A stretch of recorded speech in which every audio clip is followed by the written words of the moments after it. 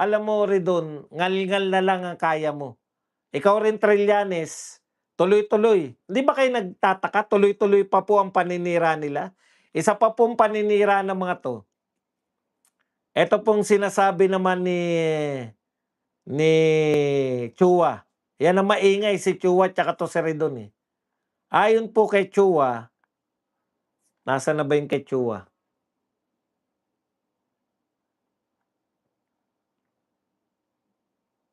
Okey, kinuwestiyon po, eto po pakinggan din maganda rin 'to kasi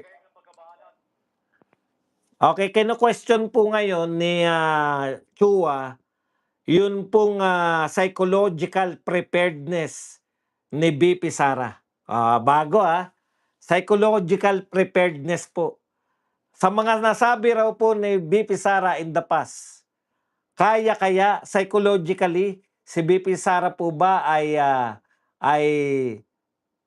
maaaring maglingkod sa mamamayang Pilipino? Alam po ninyo, sabi po ni VP Sara, matagal na po siyang at handa po siya sa psychological test. Dahil nagpa-psychological test na po siya. Hindi po siya taliwas po sa mga gustong palabasin ng mga tukmol na 'to, hindi po siya may tililing. Baka kayo ang may tililing. Okay. At ang hamon pa ni VP Sara sa lahat ng humahamon sa kanya, payag siya. Dalawa pa sa kanya. Magpapa-hair follicle test na siya, magpapa-psychological test pa, basta si BBM, magpa-hair follicle test lang. See? Yan po ang mga hamon, hindi po umatras si VP Sara. O hindi, mga sinasabi mo, Chua, nasagot na ni VP Sara yan. Ngayon mo lang sinasabi yan, di ba? Kasi gusto nyo na lang siraan si VP Sara. Pero matagal na po naghamon si VP Sara. Dalawa pa ipapatest niya. Hair follicle test. Live. Naghamon si VP Sara. Kaya huwag kayong magsabi ng mga psychological. Hinamon na ni VP Sara si BBM. Dalawa ipapatest niya. Kay BBM isa lang. Hair follicle test at psychological. Kay VP Sara. Eto naman po si BBM. Hair follicle test lang. Bakit? Tanungin mo, Chua, bakit hindi pumapayag yung presidente mo? Hindi po pwede na one way lang po ang hamunan. Sino ka ba, Chua, para mag-akusa? Congressman ka lang eh.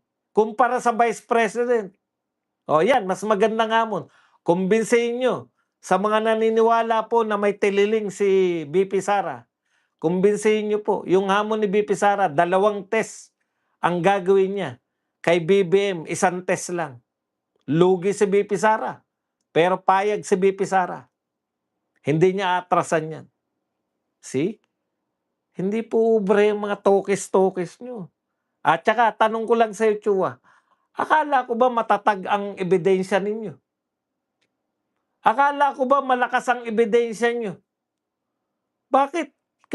Bakit nangangampanya na kayo na wag iboto si VP Sara sa 2028? Chua, akala ko ba malakas ang ikaw nagsasabi malakas ang ebidensya nyo, di ba? Bakit pang 2028 na yung galawan mo?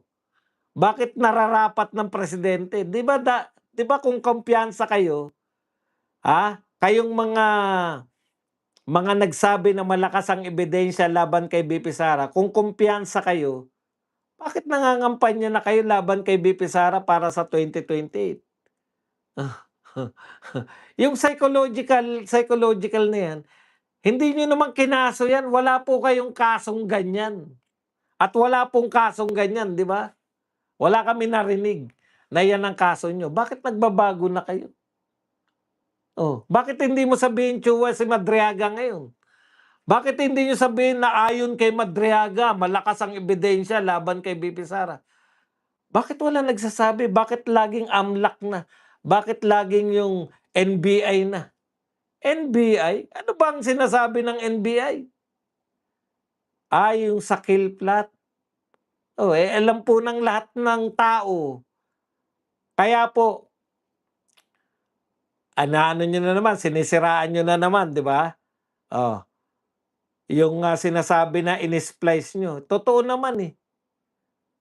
Alam po ng mga tao kung ano po yung ibig sabihin ni VP Sara, kung bakit niya papatigok yung, first family. O hindi pala, yung mag-asawa tsaka yung pinsan. Bakit siya galit na galit? May context po yan, eh. Ulitin ko na naman. Ang sabi po ni VP Sara, hindi siya actually, eto po yun, eh, eto po yung kinakat nila, pinapakita lang kaagad nila na si VP Sara, sabi niya, kumontak na ako na 'pag may nangyari sa'kin eto, 'wag niyang tantanan yang mga yan, tigukin niya yan si BBM, si Lisa Marcos at tsaka si Martin Romualdez. May kinontak na raw. Tama po yun, pero may sinabi po siya, eh, nag-aalala po, eto po yung context nun, nag-aalala yung mga, ka-Zoom ni VP Sara at that time, nasa Zoom po, ni-live nila yung Zoom, eh. Nag-aalala sila kasi may death threat kay VP Sara. Alam niyo yang mga panahon na yan, sabay-sabay yan, tinanggalan siya ng mga PNP security, tinanggalan siya ng mga kung ano-ano, 'no? Tinanggal yung VP-SG o Vice President Security Group, tinanggal. Pinailalim uli sa PSG uli. So nag-aalala ngayon yung mga tao sa security ni VP Sara. Si VP Sara po yung may threat, hindi po si BBM. Kaya ang tanong po sa kanya, dapat sinimulan niyo rin sa tanong, eh. 'Di ba, ang tanong po sa kanya, hindi naman ano po gusto niyong gawin kay BBM, hindi po. Kumusta po yung security niyo? Huwag kayong mag-alala sa'kin, sabi ni VP Sara. Hindi ako matutulad kay Ninoy Aquino. Ano ba nangyari kay Ninoy Aquino? Namatay si Ninoy Aquino, yung kanyang kamatayan ay hindi po nagkaroon ng hustisya, hindi po nalaman kung sino yung nagpapatay kay Ninoy. Yan po yun. Kaya ako, sinisigurado ko, huwag kayong mag-alala sa'kin. Dahil 'pag ako pinatigok nila, yun po yun, eh. Sila po ang magpapatigok kay VP Sara. Yun yung bintang ni VP Sara. Siya po ay gustong gurgurin. Mayroon po siyang death threat. Yan po yung pinapahayag niya dun. 'Pag ako po ay natigok, mayroon na akong kinontak. Hindi ako matutulad kay Ninoy Aquino na hindi nagkaroon ng katarungan ang kanyang kamatayan. Ang linaw po nun. Tapos yan na po ang pangunahin nilang gravest, pinakagrabe na kasalanan ni VP Sara. Nakalimutan na po yung confidential fund, nakalimutan na si Madriaga, kinalimutan na rin pati yung AMLAC, yung bilyon-bilyon ng transaksyon. Kasi nga po, transaksyon lang, eh.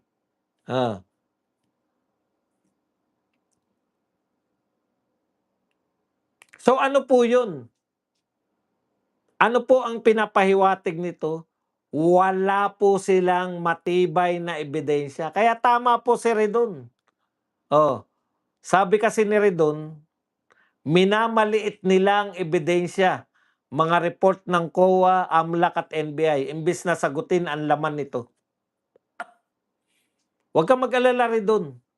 Masasagot yan sa Senado. Sabi mo nga, bakit atin si VP Sara sa Senado at hindi sa inyo? Wala namang silbi kahit sagutin po ni VP Sara. Alam niyo po kung bakit po pinadadalo nila si VP Sara? Yung hearing po na yun, para kumbinsihin po yung mga congressman. Wala pong bearing yan sa katotohanan. No? Wala po yung bearing po kung mapapatunayan na totoo, hindi, wala po. Kaya po sa hearing, kukumbinsihin lang po sila ni VP Sara. Kung atin man si VP Sara, kukumbinsihin sila na wala siyang kasalanan. hindi pa po nagsisimula yung hearing niyo. Alam na po na lalabas yang unanimous, lalabas na may kasalanan si VP Sara. Bakit po pupunta pa diyan sa inyo? Saan po siya pupunta? Dun po sa may laban siya, sa hearing mismo. Sa hearing, sa trial na mismo. Oh. Ano po ang pagkakaiba ng hearing at trial? Sa hearing, hearing lang eh. Makikinig ka lang eh, bawal mong questionin. Ang question mo man lang, ililinaw. Ibig nyo sabihin, dito po, o ganun. Ililinaw nyo lang pag may malabo. Pero bawal nyong questionin yung ebidensya, bawal nyong questionin yung testigo. Sa trial, obligadong questionin si Madriaga. Ang tanong, ilalabas ba nila si Madriaga? Kasi kung ilalabas nila si Madriaga, kay Madriaga pa lang, kung makukumbinsi na yung mga senador, kahit na si Tito Soto at Lacson naboboto para makonvict si BP Sara, makukumbinsi sila na sinungaling si Madriaga. Puta, kaklase mo si BP Sara? Ilang taong ka na ba? Ikaw? Ikaw ang ikaw ang nagtatag ng BP Security Group? Under mo lang lahat ng mga aktibong opisyal ng Armed Forces, mga graduate ng PMA, graduate ng PNPA, under mo lahat? Dahil ikaw ang nagtatag eh. Puta, napakalaking, nakapag-withdraw ka sa bangko doon sa mall na hindi pa naitatayo hanggang ngayon. Iba, iba pa po yung yung mall na itinatag, yung merong SM Lanang eh, di ba? Nauna pa yung cheque kaysa dun sa SM Lanang. Pero eto po malupit. Si Madriaga nakapag-withdraw sa bangko sa loob ng mall na hanggang ngayon hindi pa po na itatatag. Maski si Lito Lapid, boboto na laban sa conviction ni BP Sara. Maski si Lito Lapid, i-acquit si BP Sara pag hinarap nyo si Madriaga sa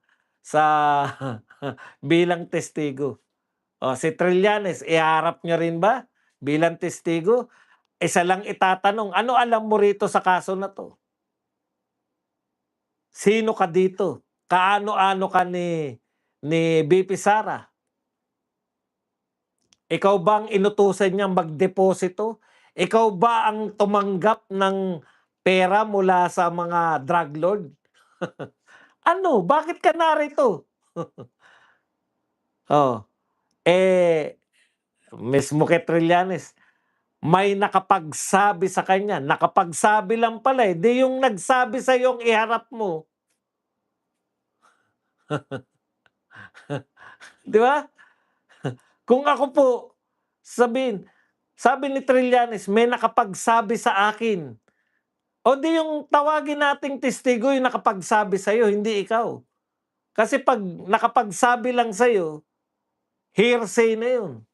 Kaya daw, ang ginawa raw niya, nag-imbestiga siya. Bakit ka nag-imbestiga? NBI ka ba? Trillanes, bakit ka nag-imbestiga? NBI ka ba? Ikaw ba ay PNP? Bakit ka bigla nag-imbestiga? Di ba? Hearsay, nakabase sa mga wala naman pong legal na identity, wala ka naman legal, hindi ka naman legal na tao para mag-imbestiga, nakabatay sa